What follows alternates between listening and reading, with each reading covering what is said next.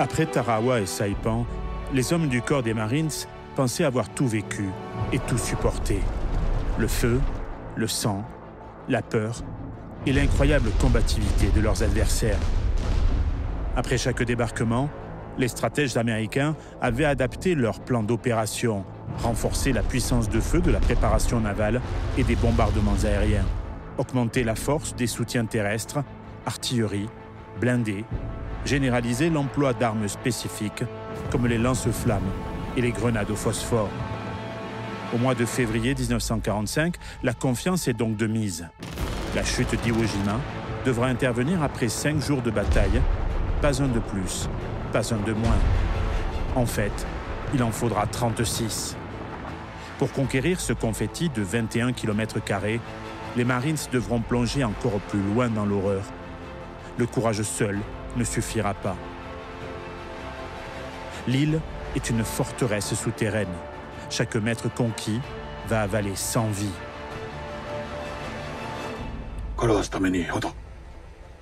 Pas d'abri, pas de repli, juste la roche et le feu. It wasn't a battle. It was like an open air crematorium. À Iwo Jima, la victoire ne se comptera pas en kilomètres carrés gagnés, mais en mètres arrachés à l'ennemi, encore perdus dans la cendre, en noms gravés sur des croix de bois. Une fois de plus, les opérateurs photographiques du Signal Corps et du Corps des Marines seront là pour filmer au plus près l'avancée des troupes. Certains, comme Bill Gunhoust, ne repartiront jamais de l'île. Voici l'histoire d'une bataille sans front et sans autre tactique que celle simplement de survivre. Voici Iwo Jima, l'île sanglante.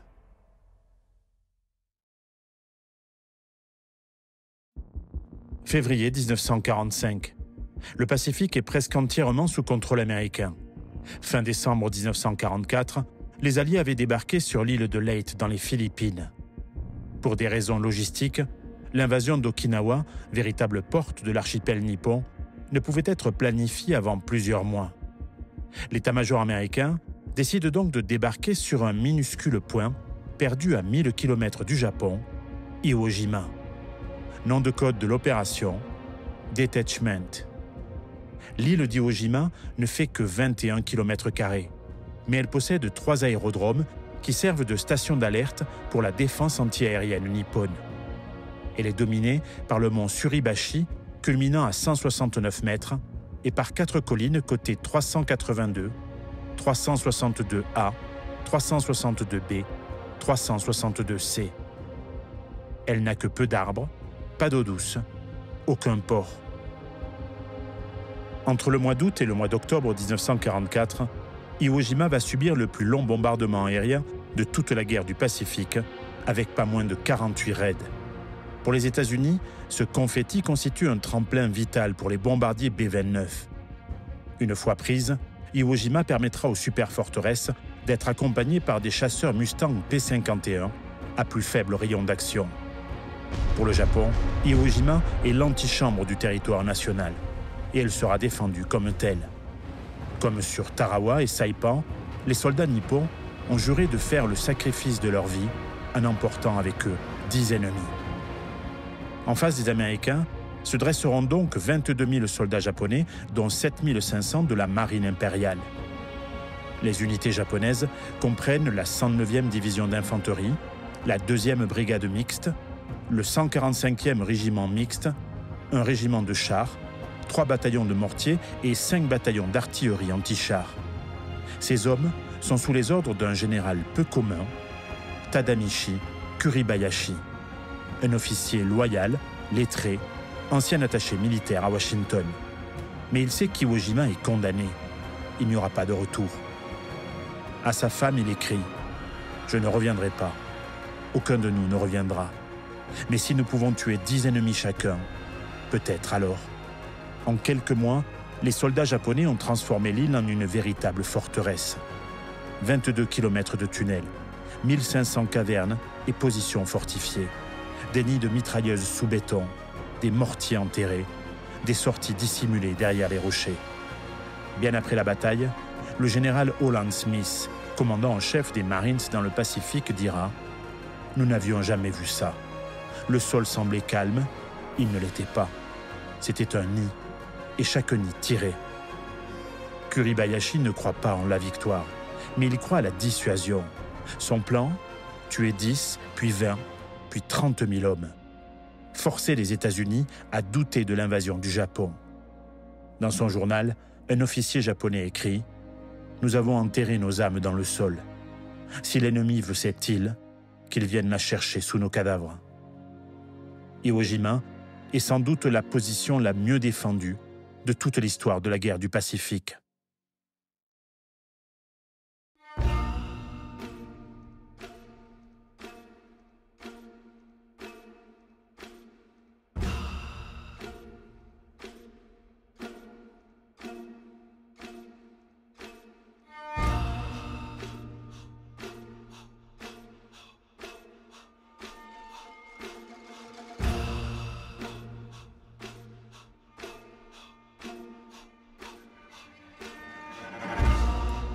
19 février 1945, 9 h du matin.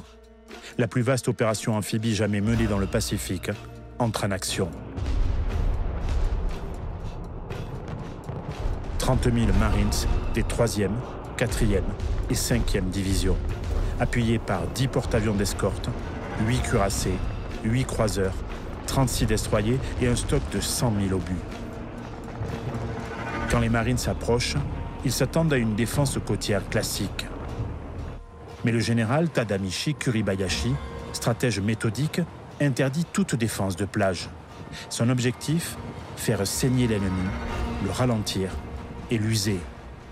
Le général ordonne « Il ne doit y avoir aucune contre-attaque suicidaire sans ordre. Chaque position doit tenir aussi longtemps que possible. Notre mort sera utile, pas gratuite. » Le territoire d'Iwo Jima a donc été divisé en 6 secteurs de défense. Autour du noyau central, situé au niveau de l'aérodrome numéro 3, alors en construction, les secteurs nord, est, sud, le secteur particulier du mont Suribachi et le secteur ouest. Les Marines devront débarquer au sud de l'île. La 5e division, constituée de Marines dont la moyenne d'âge est de 19 ans, commandée par le général Roquet, débarquera sur 3 plages codées Green, Red 1 et Red 2. Au centre du dispositif de débarquement, la 4e division, commandée par le général Cates, devra prendre pied sur les plages Yellow 1, Yellow 2 et Blue 1. La 3e division, commandée par le général Erskine, demeurera en réserve. Le plan d'opération, en date du 23 octobre 1944, prévoit que l'île d'Iwo Jima sera prise en 5 jours. Une véritable partie de campagne. En fait, il en faudra 36.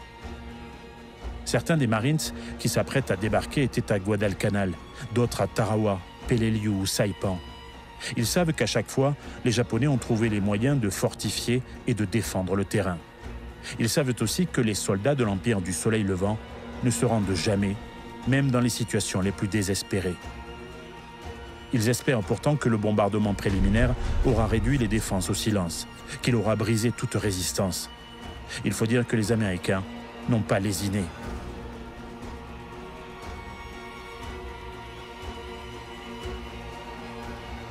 Depuis le 16 février, pendant 3 jours et 3 nuits, l'objectif a été martelé.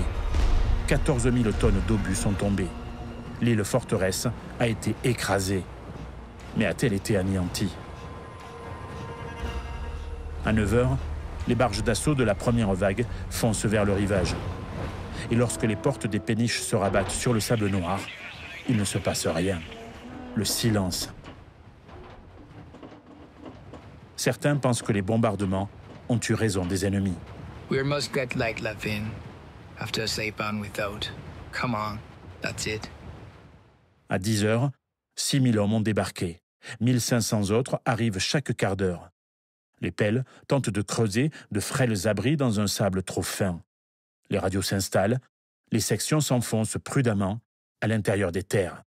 Mais à 10 h 15, les premiers tirs retentissent.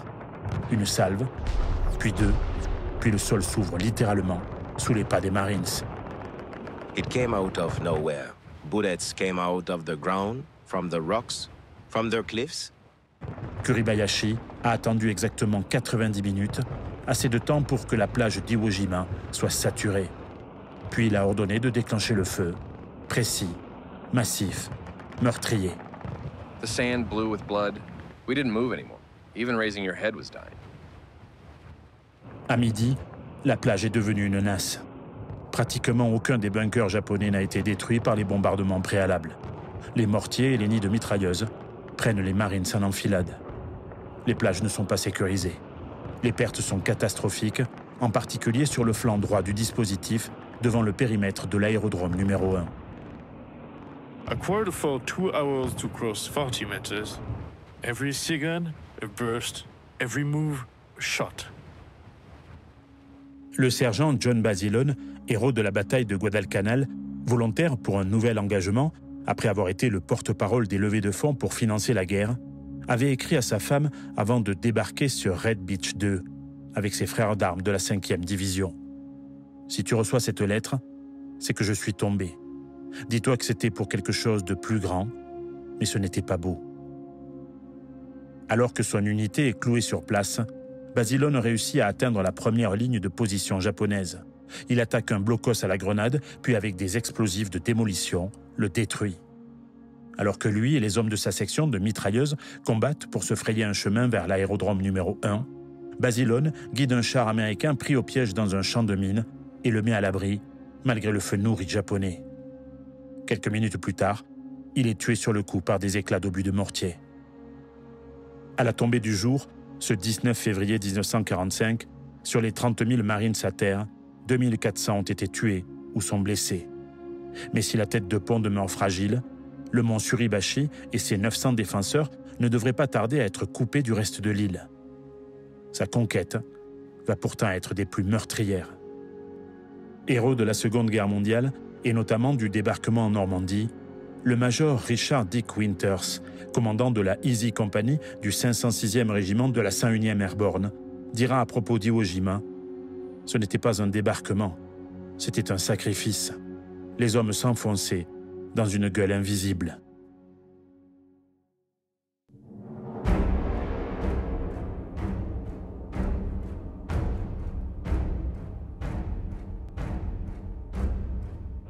Le 20 février 1945, à jour J+1, les 4e et 5e divisions de Marines, appuyées par le feu des unités navales, de l'artillerie, des blindés débarqués et de lance-flammes, élargissent péniblement leur tête de pont de la veille.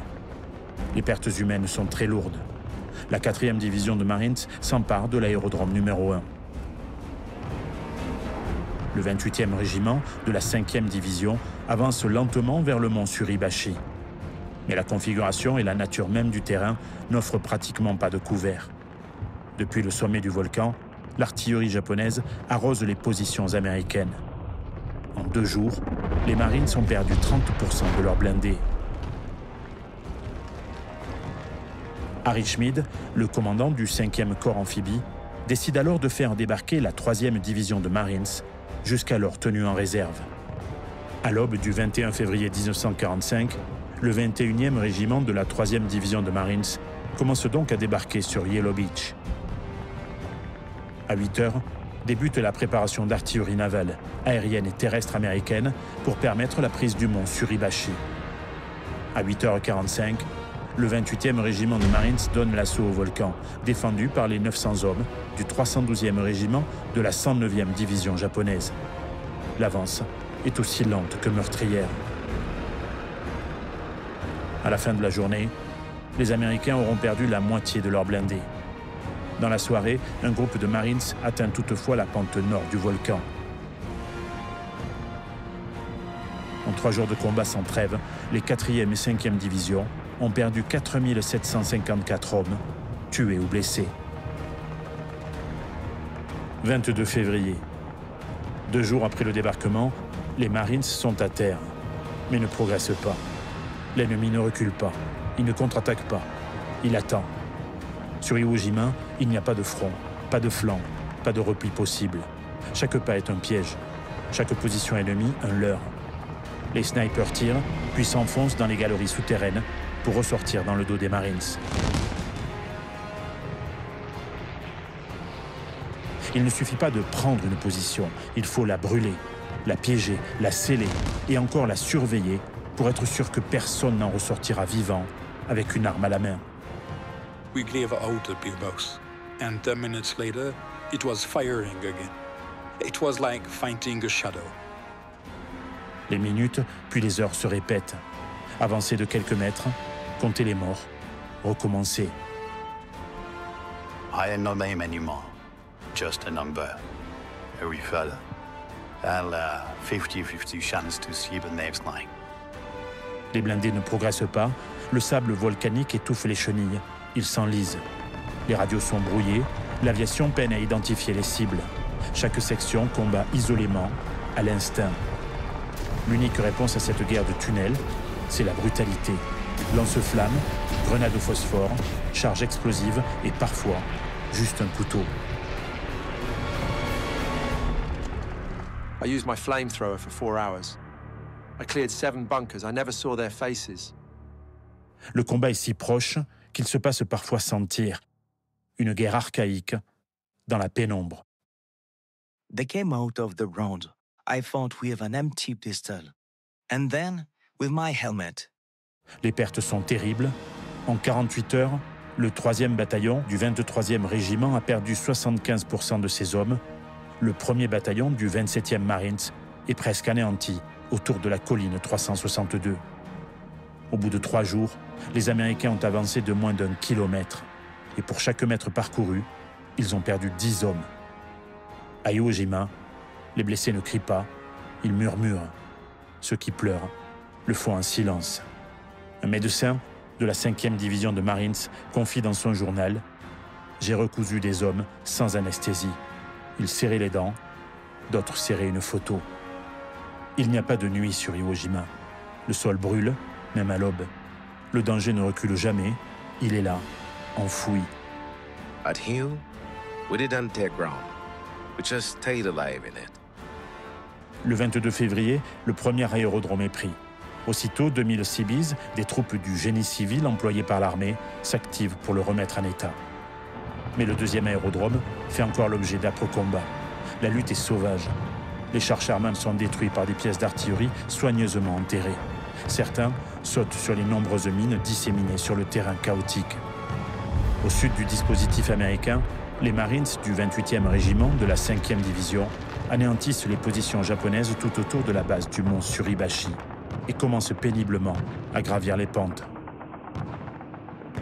The Japanese dropped landslides on our heads, and our own naval artillery did too.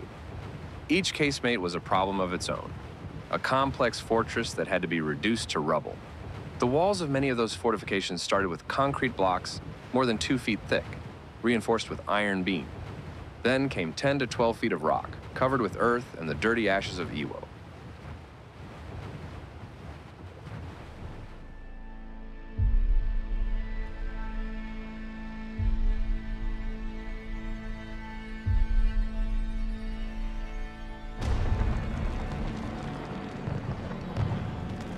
« 23 février 1945, Iwo Jima, 5e jour.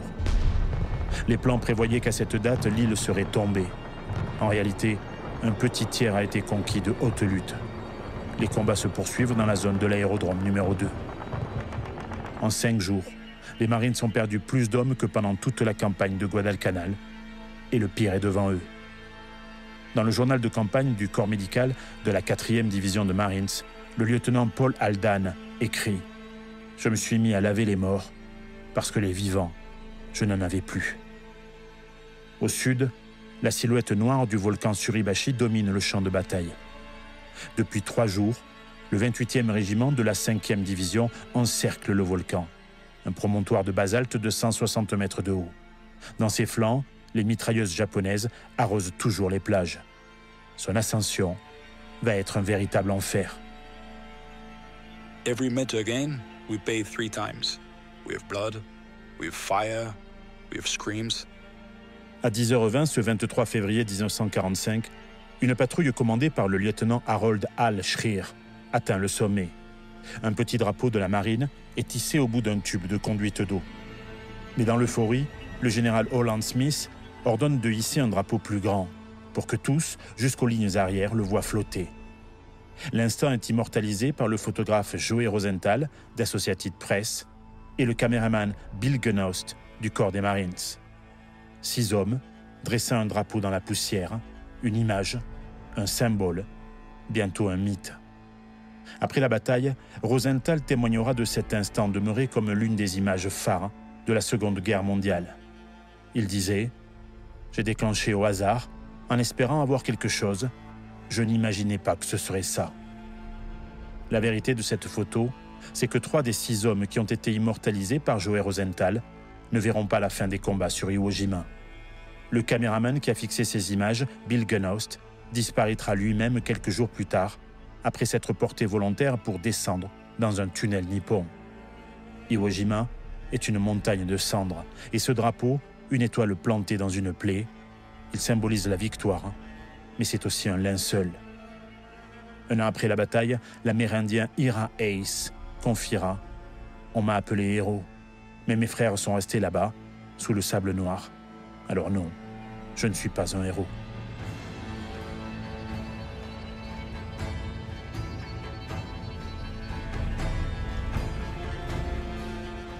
Le 24 février, bien que les Américains contrôlent maintenant le sommet du mont Suribachi, des combats acharnés se poursuivent toute la journée sur les pentes du volcan. Au nord de la tête de pont, le 21e régiment de la 3e division sur le flanc gauche et le 24e régiment de la 4e division sur le flanc droit affrontent le 145e régiment mixte japonais sur l'aérodrome numéro 2. Les mines et les pièces anti-chars japonaises, habilement camouflées autour des pistes, provoquent des pertes sérieuses dans les rangs américains. Les Marines atteignent à la fin du 5e jour les positions qu'ils auraient dû occuper à la fin du 1er jour. Après la prise du mont Suribachi, une autre guerre commence, car le reste de l'île est encore plus défendu dans sa partie ouest. Crête verrouillée, réseau souterrain inexploré, et au milieu, les Marines, épuisés, désorganisés, souvent isolés, car il n'y a pas de véritable front. There were no lines anymore, no regiments, just groups of men clinging to a world on fire. L'avance vers le nord est aussi lente que chaotique. Des unités entières sont décimées en quelques heures. Les renforts débarquent, mais s'enlisent. L'eau manque, les rations pourrissent dans les barges. La poussière de soufre pénètre les plaies. I saw a man take his helmet to cry into it. We were afraid the others would hear him. Les nuits sont pires que les jours. Les assaillants japonais surgissent des galeries. Des soldats nippons revêtent même des uniformes américains pris sur les cadavres et se ruent sur les lignes adverses. Tout Marines sait qu'il peut mourir dans son sommeil ou en explorant un tunnel que tous croyaient vide. I bandaged a man who had been slit open without a sound. He was still alive, just enough to say thank you. Le moral s'effondre, les cas de paranoïa se multiplient, comme les tirs fratricides. Certains refusent d'avancer, d'autres veulent mourir proprement, d'un éclat dans le cœur et pas de la gangrène. Les officiers parlent de volonté au combat, mais ici, on ne combat pas, on survit. We didn't talk anymore. We just looked at each other. Sometimes it was too much, then we closed our eyes. Et pourtant, chaque jour, l'ennemi recule un peu plus, mais chaque position prise coûte 100 morts. Régulièrement, des Marines de l'arrière, troupes du génie, de l'administration, mécaniciens ou cuisiniers, sont envoyés en première ligne pour remplacer les sections décimées. Le 25 février 1945, à jour J+6, les 5e, 3e et 4e divisions de Marines conquièrent la majeure partie de l'aérodrome numéro 2. Les derniers défenseurs se sont fait seppuku. Les combats sont si féroces que les Américains surnomment cette zone The Chopper, le hachoir à viande. Dans la nuit du 25 au 26 février, 20 chars Sherman sur les 26 engagés sont détruits par des pièces anti-chars japonaises. Le 26 février, l'avance des Marines reste dérisoire, malgré l'appui continu de l'artillerie terrestre, de l'aviation et de la marine. À l'aide de tanks bulldozers, de Zippo, les chars lance-flammes et de charges creuses, les Marines éliminent les blocos, les points fortifiés et les nids de mitrailleuses ennemies les uns après les autres. Pour faire sortir les Japonais de leur galerie, les Marines utilisent parfois des machines produisant une fumée suffocante, et parfois, quelques rescapés qui n'ont pas voulu mourir sortent pour se rendre. Mais c'est rare, très rare. Pendant toute la journée du 28 février, dans la zone d'opération de la 3e division, les Marines affrontent le 26e régiment de chars japonais.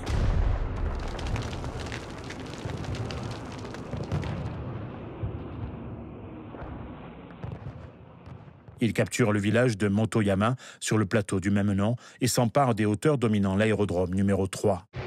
Dans la zone de la 4e division de Marines, les accrochages et les corps à corps deviennent de plus en plus acharnés sur les hauteurs dominant à l'est l'aérodrome numéro 2.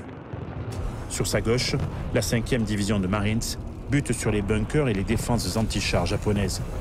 Au cours de cette dernière journée de février, les Marines n'auront progressé que de 90 mètres au maximum.